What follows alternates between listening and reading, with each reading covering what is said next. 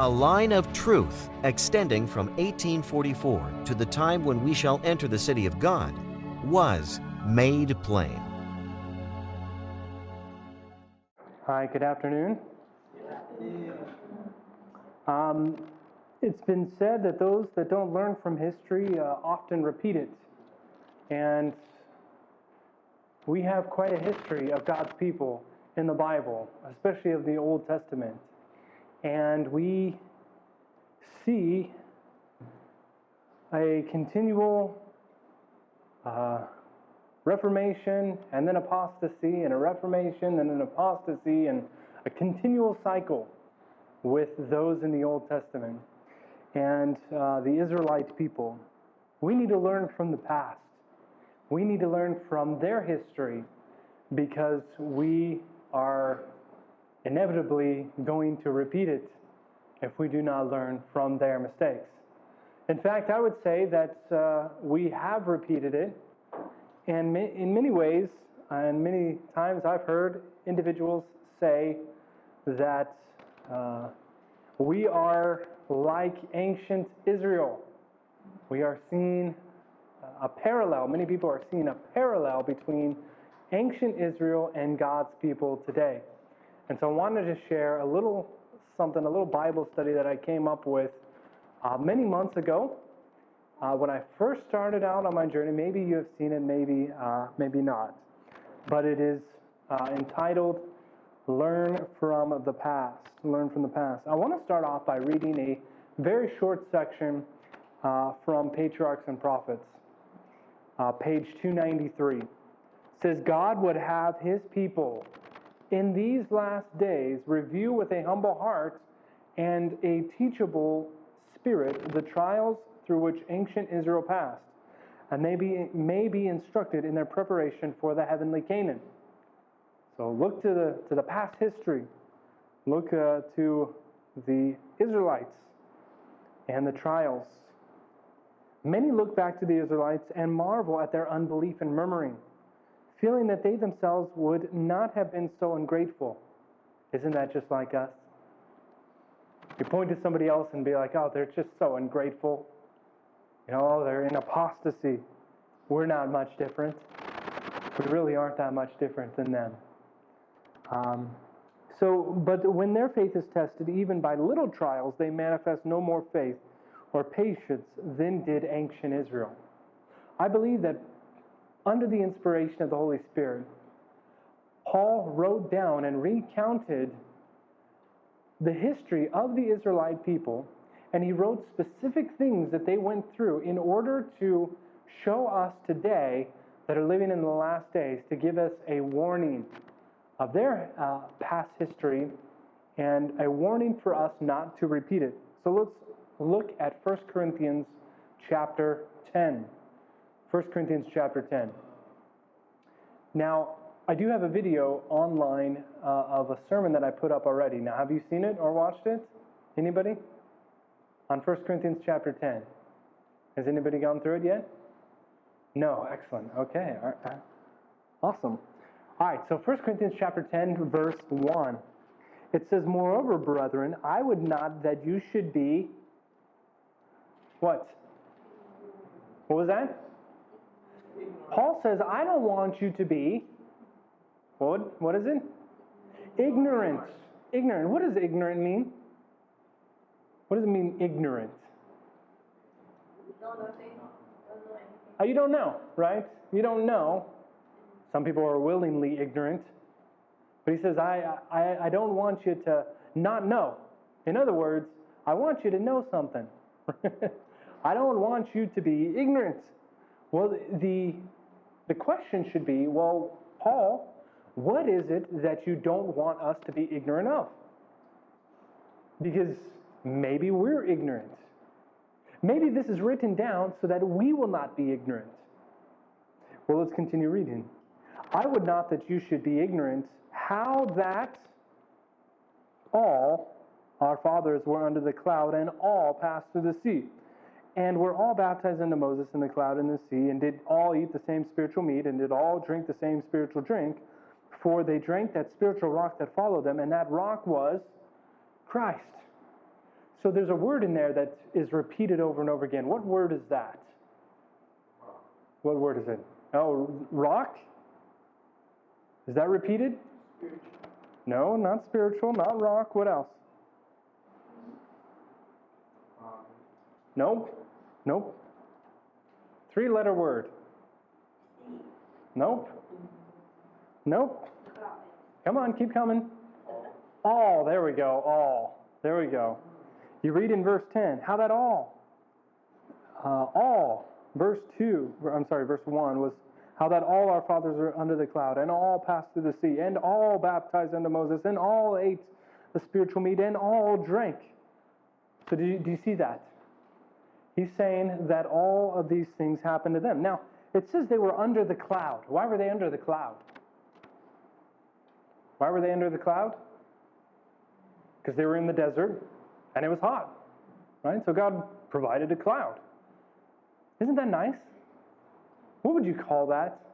If you're hot, you're out in the middle of the desert, and God conveniently brings a cloud and covers the sun so you can stay nice and cool. Isn't that a blessing? Yeah. Isn't that a blessing, right? Now, they were all under cloud, and they all passed through the sea.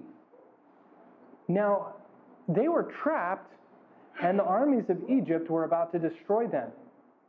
But yet, God, in His mercy, parted the waters, and they walked through and passed through the sea. He provided a way of escape. Now, isn't that nice? Isn't that a blessing? Isn't that a blessing? Okay.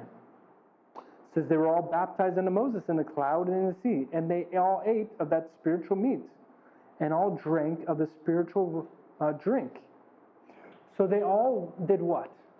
They partook. They partook of the blessings that God had given them. And so God had poured out and given them tremendous blessings. And all of them, how many of them? All of them received. They all received of God's blessings. Now I want you to look at verse 5.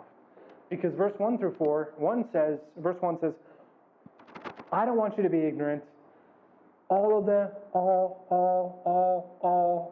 Verse 5, but. What's that first word?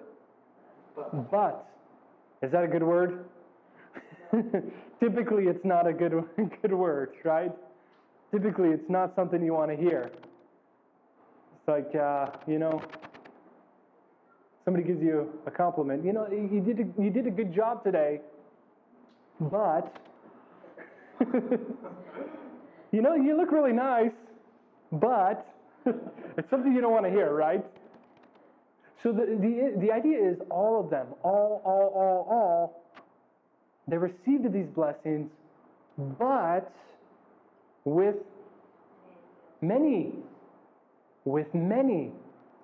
So all of them? No, not all of them, but with many of them, what happened? God was not well pleased. So they had received these blessings, but God was not, He ended up not being very pleased or very happy with them. Why was He not happy with them? It goes on, for they were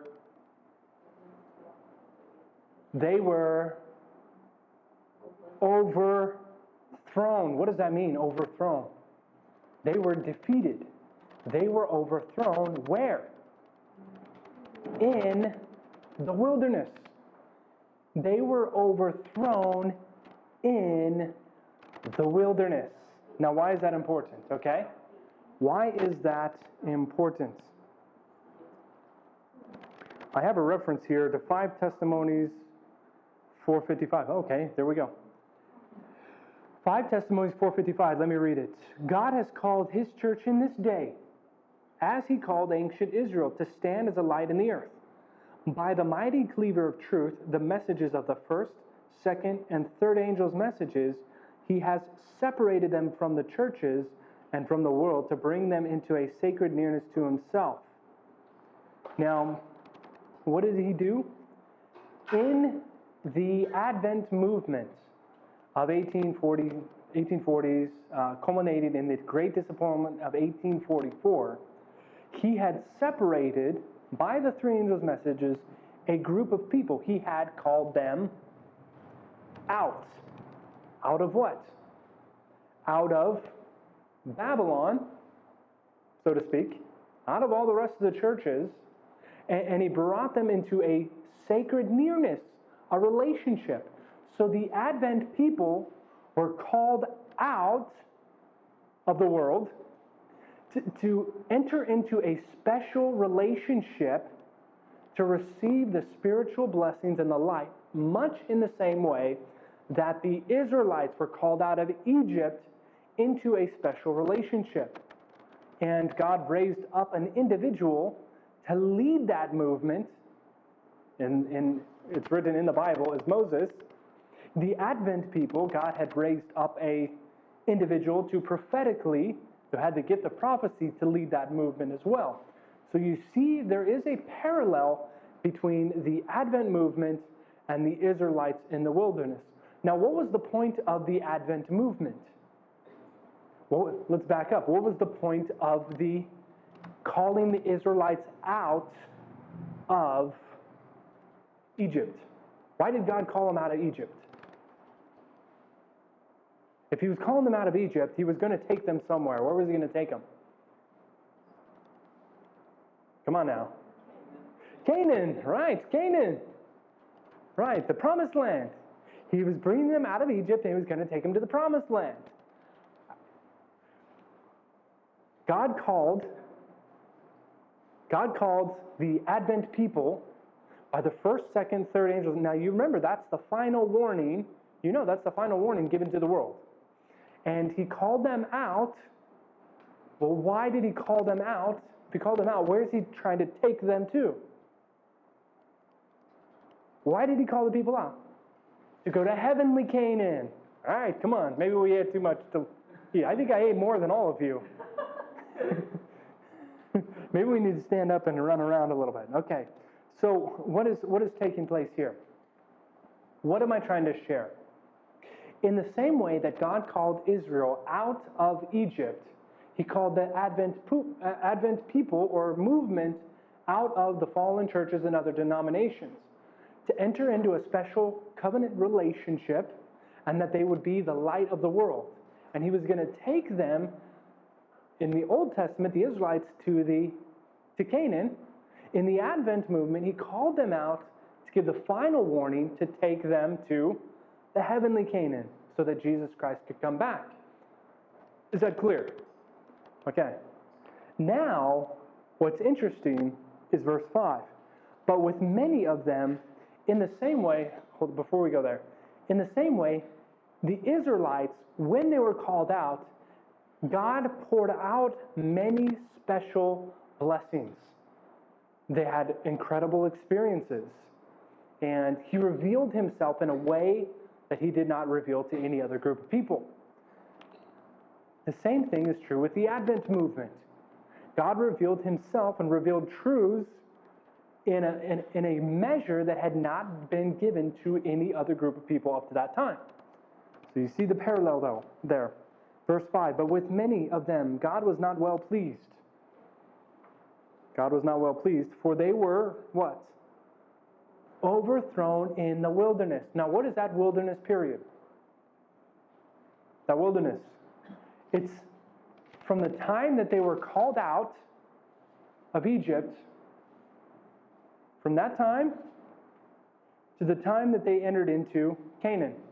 That's the wilderness period, right? So they're not in Canaan.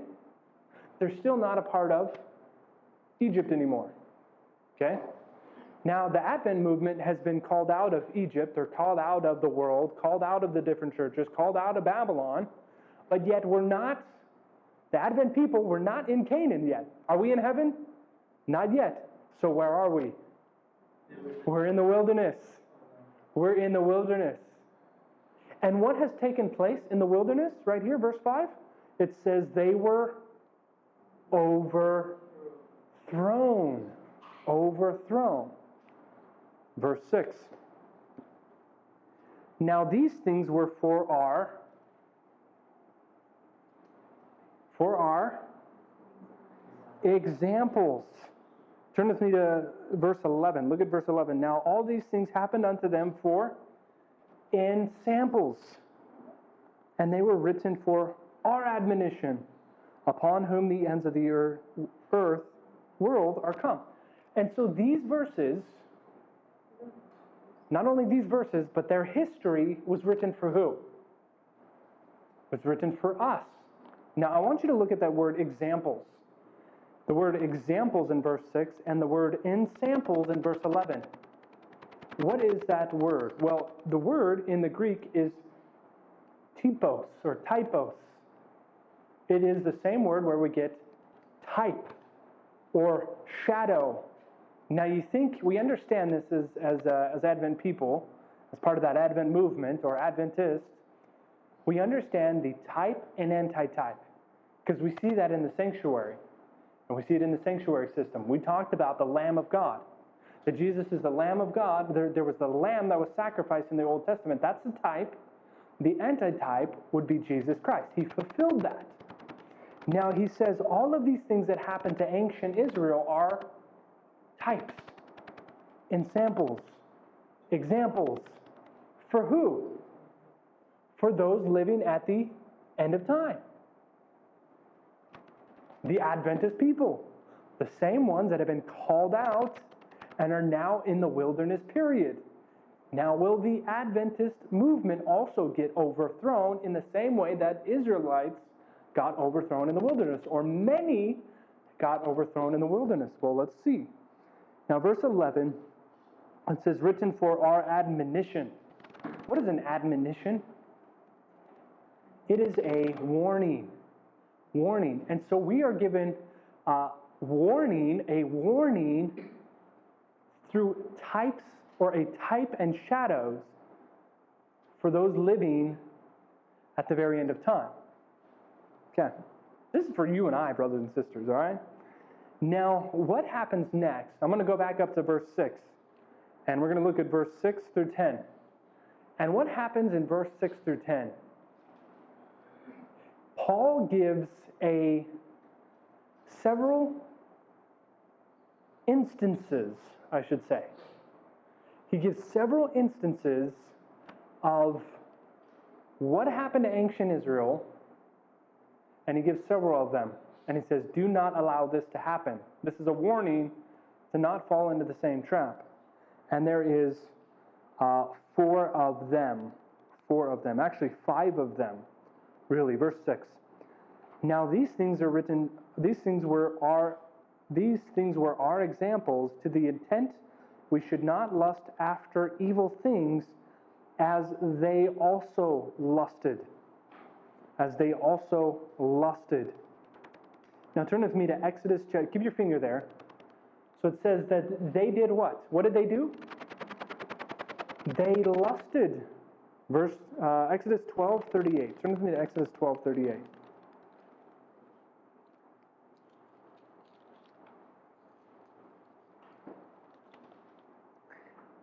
Okay, and it says, who was it that lusted? Verse 38, Exodus 12:38. And a mixed multitude went up also with them, and flocks and herds, even very much cattle. So there was a mixed multitude that went up with them. Numbers 11:4. Now, turn with me to Numbers 11:4.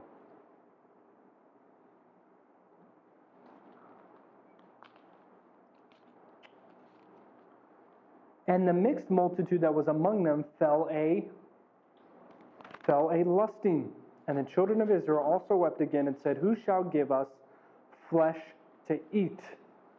And so who was it that lusted? They lusted.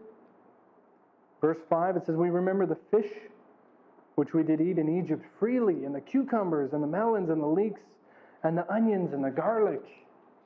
But now our soul is dried away, for there's nothing at all besides this manna before our eyes. And so you have a group of people within Israel called the mixed multitude.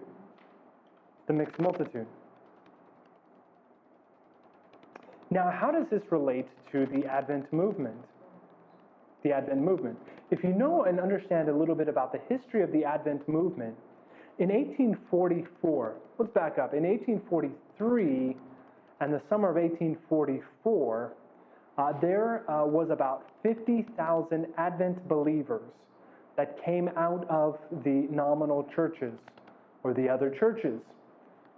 And Ellen, I had to find the quote for you, but from off what I recall, she says specifically there was around 50,000. Afterwards, after the Great Disappointment in October 22nd, 1844, after that time, that had dwindled down to very few. I think it was 50. It was 50 that still held and did not reject what had taken place, but yet they went back and searched.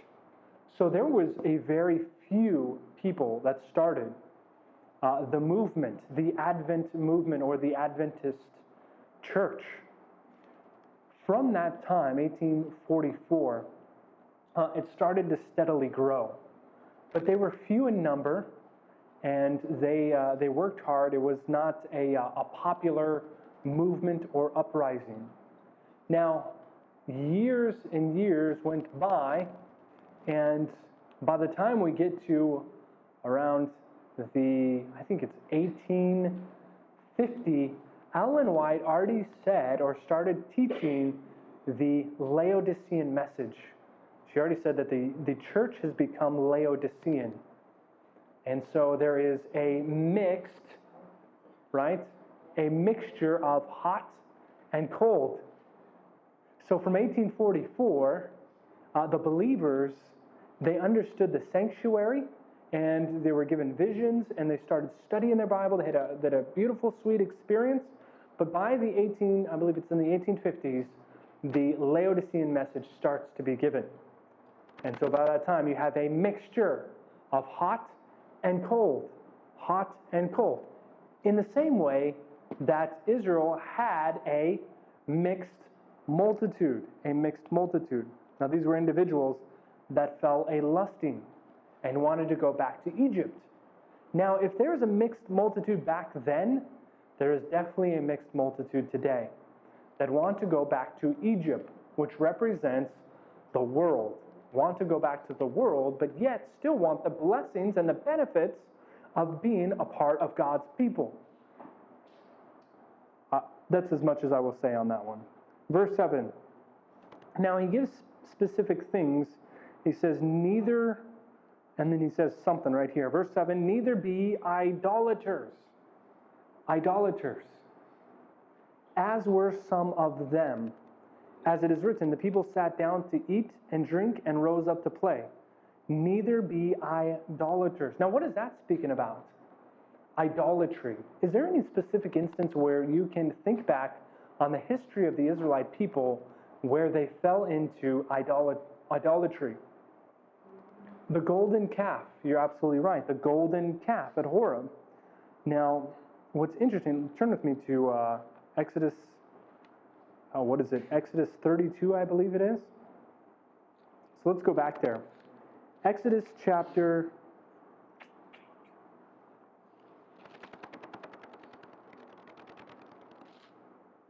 32. Yes. Exodus 32 and verse 4. Verse 3, and all the people broke off the golden earrings which were in their ears and brought them unto Aaron. And he received them at their hand and fashioned it with a graving tool, after he had made it a molten calf. And they said, these be thy gods, O Israel, which brought thee up out of the land of Egypt. Okay, now let's just think about what happens here. Okay, let's think about what happened. Where's Moses? Moses, where's Moses? He's gone, right? He's not there, he's gone. Moses is the prophet, really. He's the prophet, the leader, the prophet in Israel. He's out of the picture. And who is Aaron? He is now the leader, or he is really the priest. So you have the priest, which is the leader of the congregation or the church. What does he allow to come in? Idolatry. Now, what is an idol? It's a false god. It's a false god.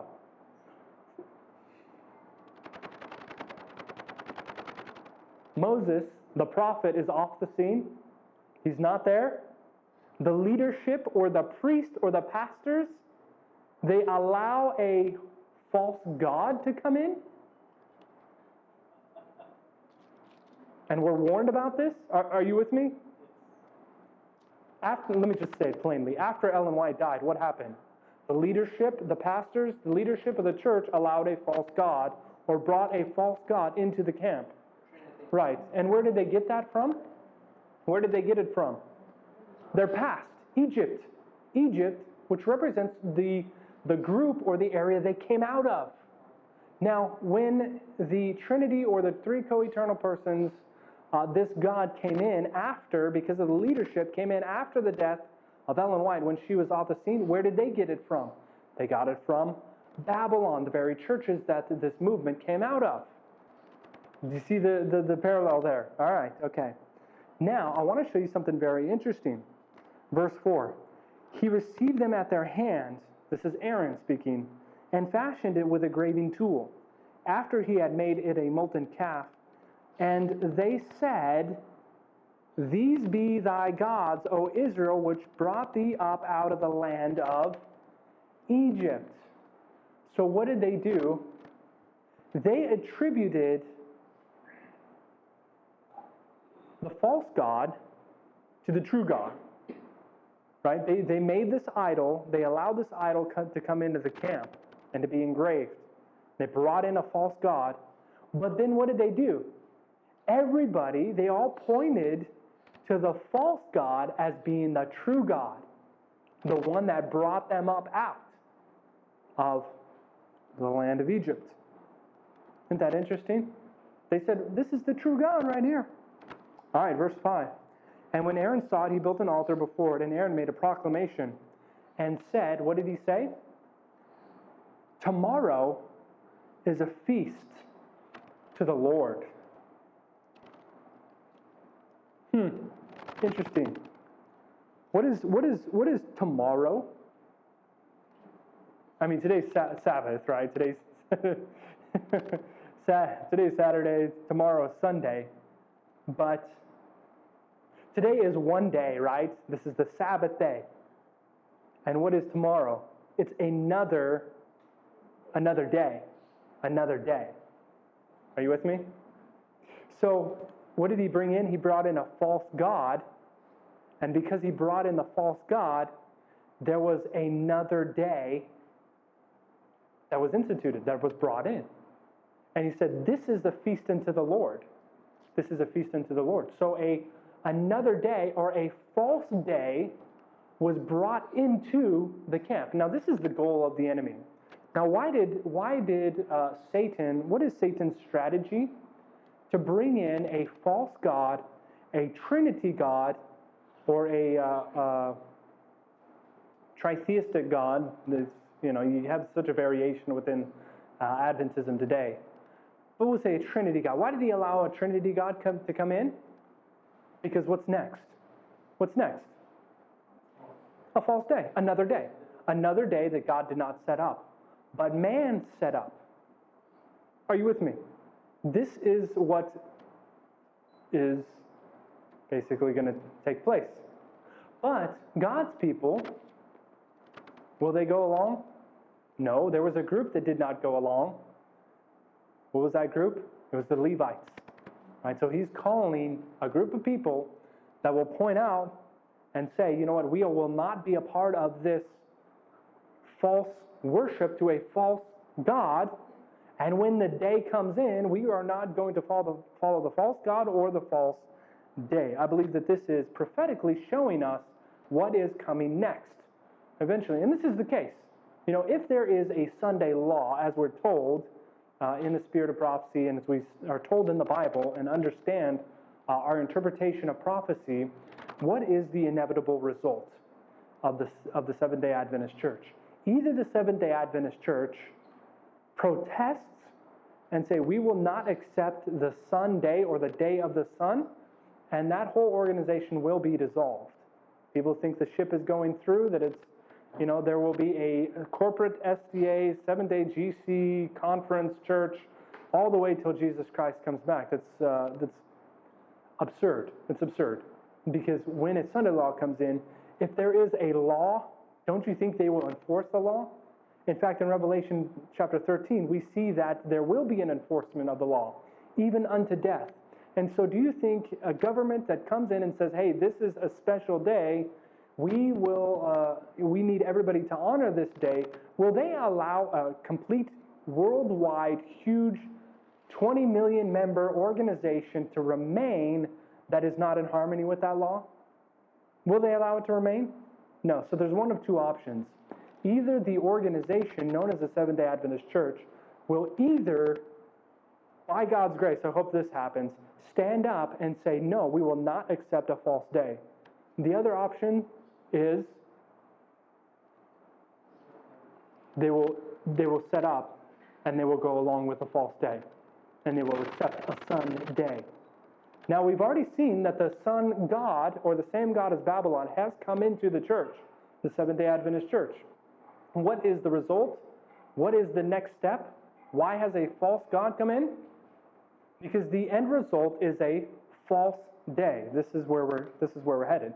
Now, we're given this as a warning. This is a type or a shadow for those who are living at the very end of time. So this is for us. Turn back with me to 1 Corinthians chapter 10. So we see the first step was that a mixed multitude or a Laodicean condition came in. Then there were idolaters, or idolatry came in, or a false god was set up within the church. Now this is in the wilderness period. Verse 8, neither let us commit fornication, as some of them committed, and fell in one day 23,000. Do you know what this is talking about? What is this speaking of? That there was fornication. Is there? What's that? Balaam, exactly. The story of Balaam. Remember, Balaam tried to curse God's people, but he couldn't curse God's people. And so what did he do? He told the king, I think it was Balak, was the king of the Moabites. He told them, you need to send in women, right? Send in these Moabitish women. And so what did they do? They committed fornication. They committed fornication with these Moabite women. This was right before they were about to enter into the Promised Land. There was a committing of fornication with strange women.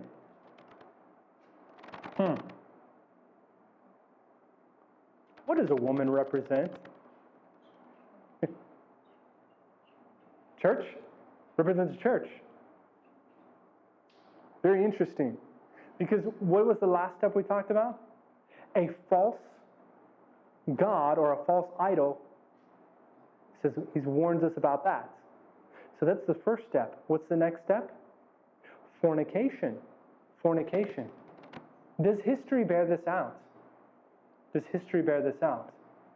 Well, in 1919, 4 years after Ellen G. White died, we have the Bible Conference, or the Secret Bible Conference. In it, the idea of Christ being a co-eternal person and therefore not a son was tried to be brought in. From that time until the 1930s, we see a variation. But specifically in 1928, we have a book written by a man named Leroy Froom, and it's called The Coming of the Comforter. And through a series of steps, that was a significant one. The SDA yearbook and a reprinting of the fundamental beliefs in the early 30s, and bringing in a church manual in the 30s. I'm not sure about the specific date. But by the time we get to the 1940s, there is pretty much from my understanding of history, a unanimous belief.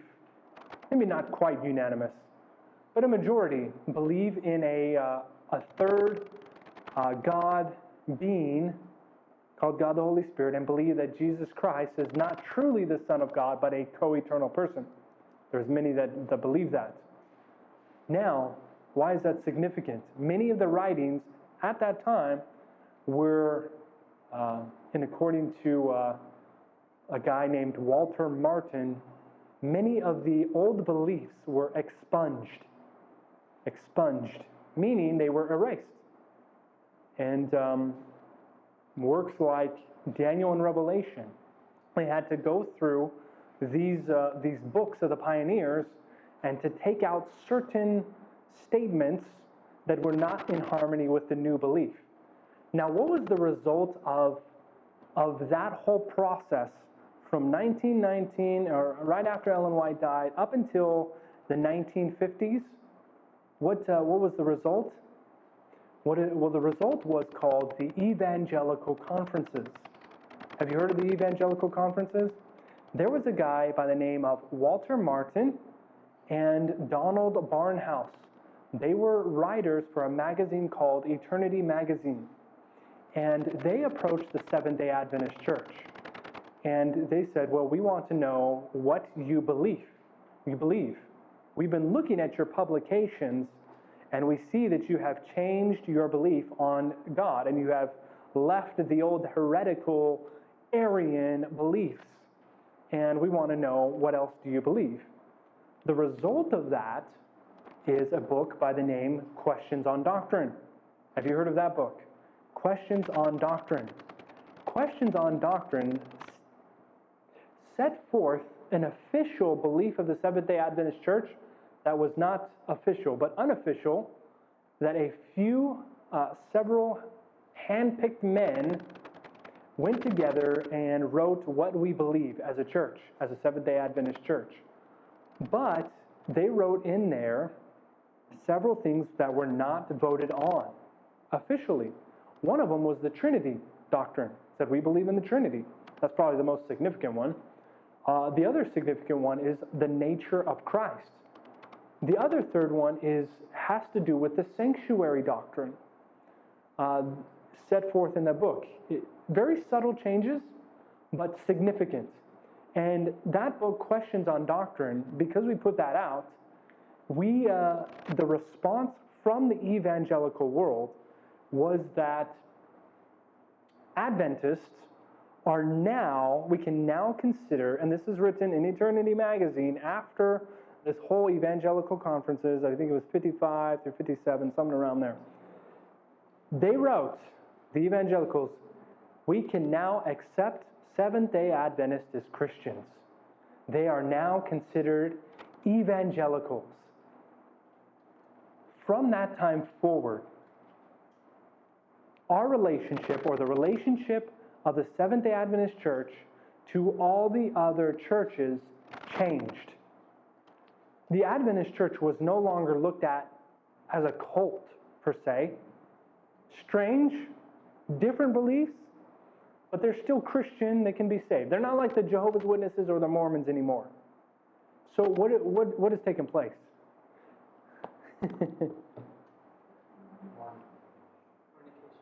Fornication.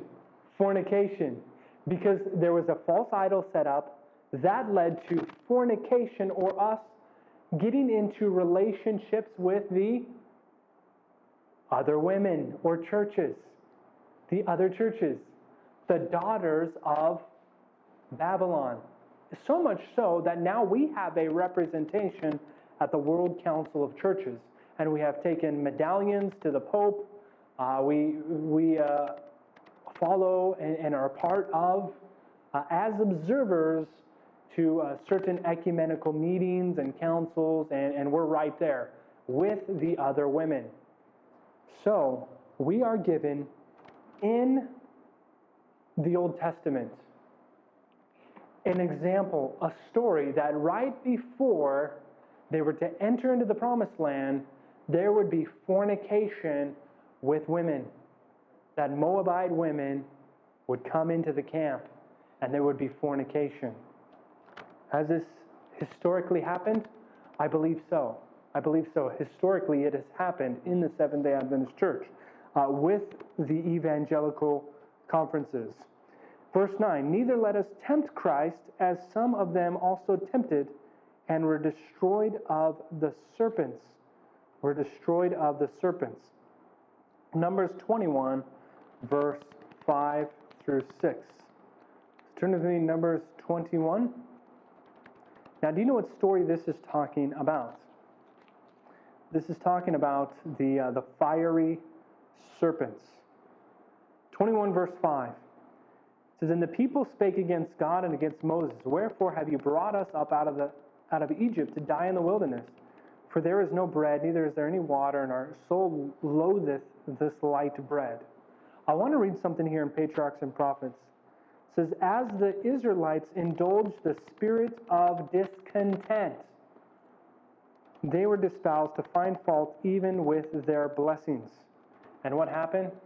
Fiery serpents came. Fiery serpents came. And this is saying that they tempt Christ. And Paul says, neither let us tempt Christ as they did. Now, what does that represent? I'm not sure about that.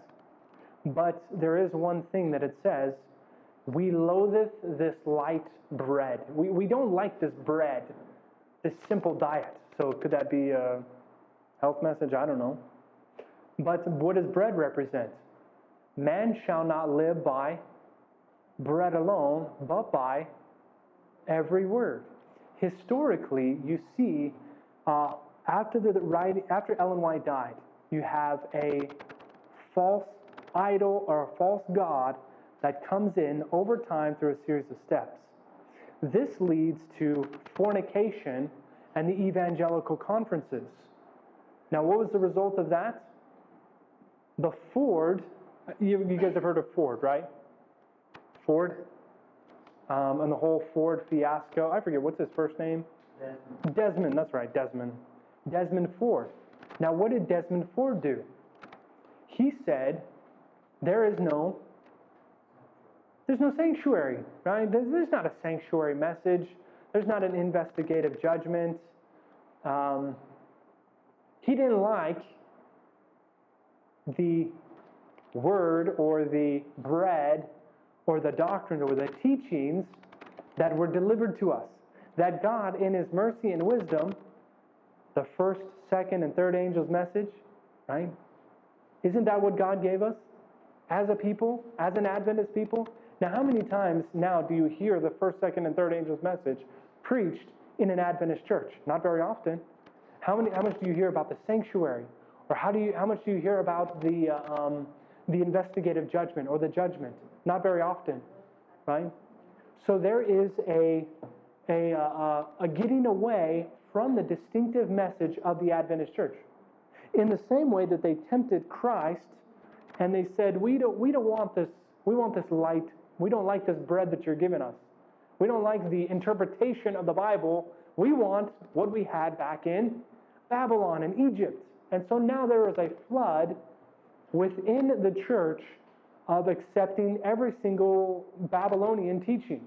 We're going to sending ministers off to, I wanted to say Battle Creek, but there's Willow Creek, and sending them off to different evangelical conferences, bringing in Rick Warren and his purpose-driven movement, and bringing in seeker-friendly services. We see the emergent movement coming in, and spiritual formation, and all these different things that the Adventist church is getting from Babylon. So there is a movement away from the distinctive teachings of the church and a movement towards where? Towards Babylon. How did it start? It started with a false idol or a false god that came in. This led to fornication, then this leads to a rejection or a tempting Christ, saying, we don't want this bread anymore. Now, verse 10, let's look at verse 10. 1 Corinthians 10:10. Neither murmur ye, as some of them also murmured and were destroyed of the destroyer. Now that's Numbers 16:41. Let's go to Numbers 16:41. What is this story talking about? Numbers 16:41. But on the morrow, all the congregation of the children of Israel murmured against Moses and against Aaron, saying, Ye have killed the people of the Lord. And it came to pass when the congregation was gathered against Moses and against Aaron, that they looked toward the tabernacle of the congregation, and behold, the cloud covered it, and the glory of the Lord appeared. And Moses and Aaron came before the tabernacle of the congregation. And the Lord spake unto Moses, verse 45, Get you up from this congregation, that I may consume them in a moment. And they fell upon their faces. So what happened? What happened? Do you know what this was a result of? They murmured, and they said, You have killed the people of the Lord. Do you know the story? Who were they referencing when they said the people of the Lord? They were referencing Korah, Dathan, and Abiram. Now that's very interesting. Korah, Dathan, and Abiram. Now what did they do? What did they do?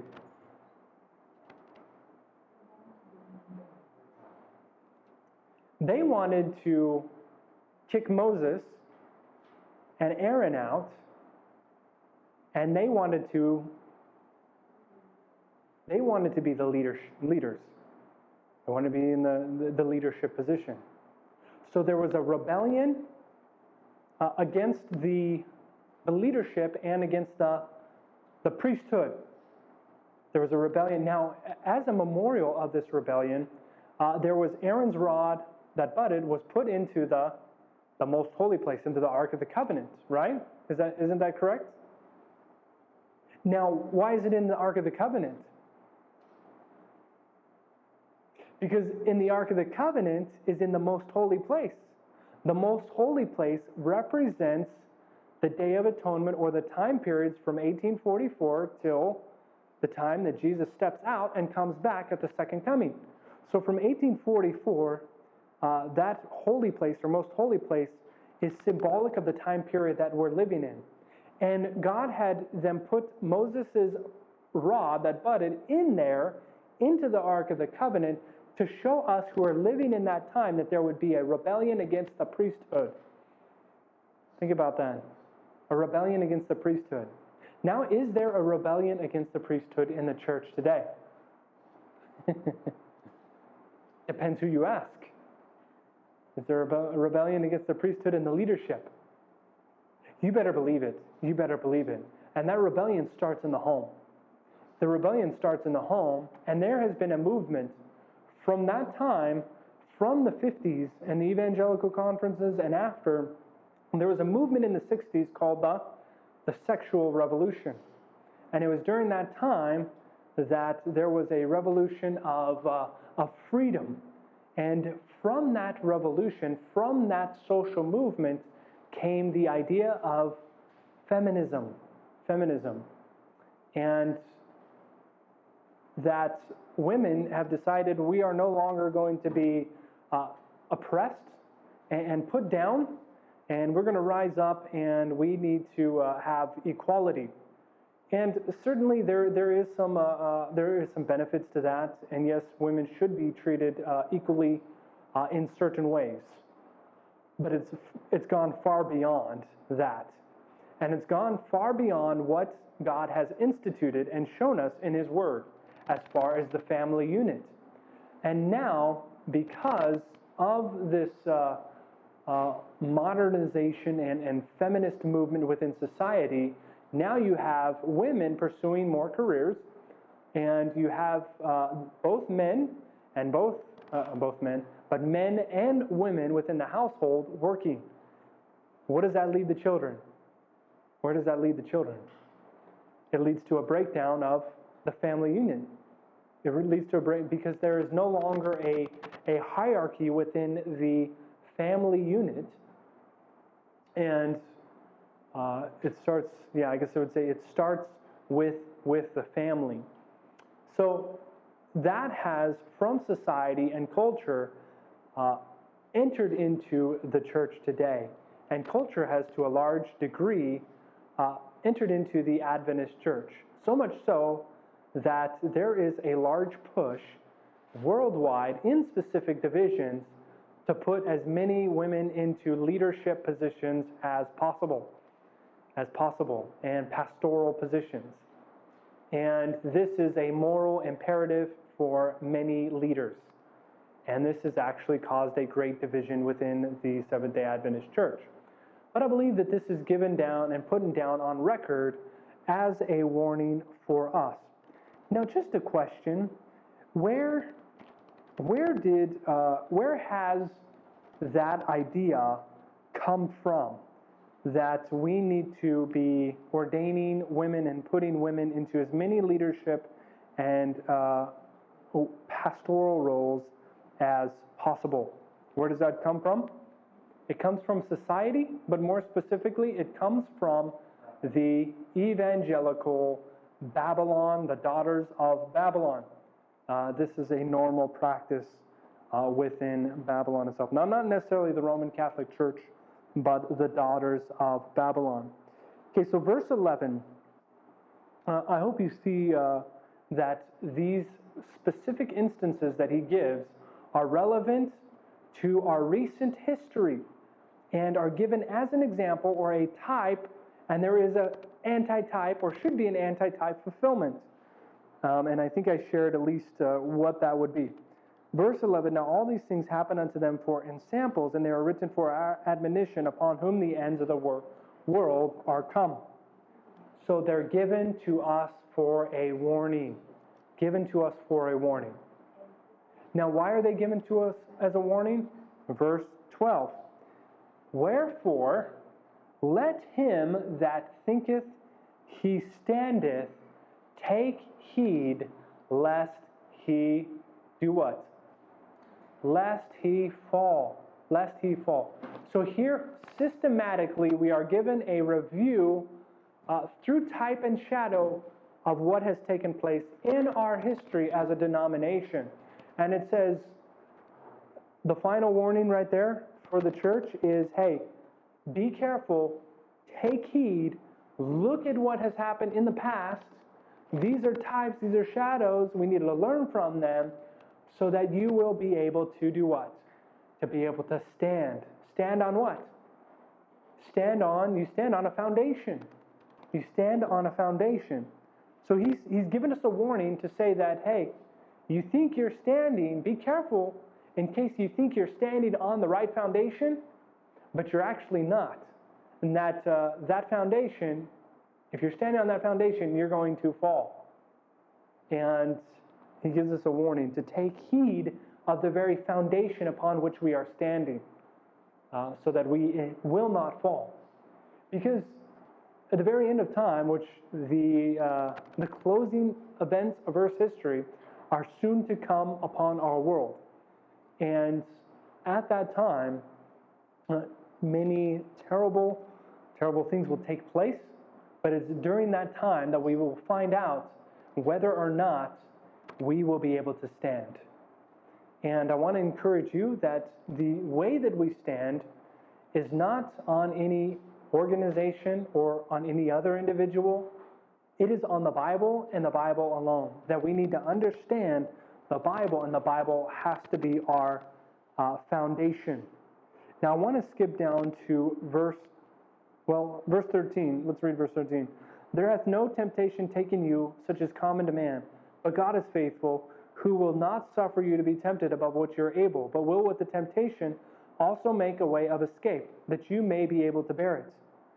So even if all these things, these temptations, these things have come in, he will provide a way of escape. Verse 14, how does it end? What does he say? It's almost reminiscent of 1 John chapter 5. And the very last words of 1 John chapter 5, which is, my little children, how does it go? My little children, keep yourself from idols, right here. He says, Paul speaking, wherefore, my dearly beloved, flee from Flee from idolatry. Now, idolatry, remember, that was the very first thing that entered in and that started a sequence of events. Idolatry, fornication, temptation, and eventually I forget what the fourth one is. But idolatry, murmuring. Idolatry is where it started. And you know what? Looking back on our past history, this has been absolutely true. Looking back on our past history as a denomination, as a people, as a church, what I see is that when we allowed false ideas about who God is, when that came in, that's where it started. Primarily. Now, this is after Ellen White died, because when Ellen White was alive, she gave warnings against Kellogg and she was able to voice her concerns. She died, and there was no living prophet. So after she died, idolatry came in, or false ideas and concepts about God came in. That's where it started. That's where the apostasy started, and we see it throughout time and throughout our recent history. Now that very thing is where we get back to the Bible and the Bible only, and a correct understanding and knowledge of who God is. Because it is a false idea and understanding of God that got us into this mess. And when we study, and I've seen this over and over again, this happened to myself, when I study the idea of a Trinity, or God being a Trinity, now I find the truth of what we used to have as a church. It opens my eyes, and has been opening the eyes of many individuals to see the true condition of the church as it is now. Because when we realize that the church has accepted a false doctrine or an idol, and step by step has come closer to Babylon, and is headed full speed to grasp hands with Babylon, this is an eye-opening experience. And I believe for many, it starts with the idea and the doctrine of the Trinity, or this false God that has come in. So there it is, 1 Corinthians chapter 10. It says a warning. It's a warning about our past history, and to learn from the past, and to learn from the Israelite history. Thank you for watching this video from Line of Truth Ministries. You can help get this timely and important video out by liking, sharing, and subscribing to our YouTube channel. Also, don't forget to check out our website, lineoftruth.org.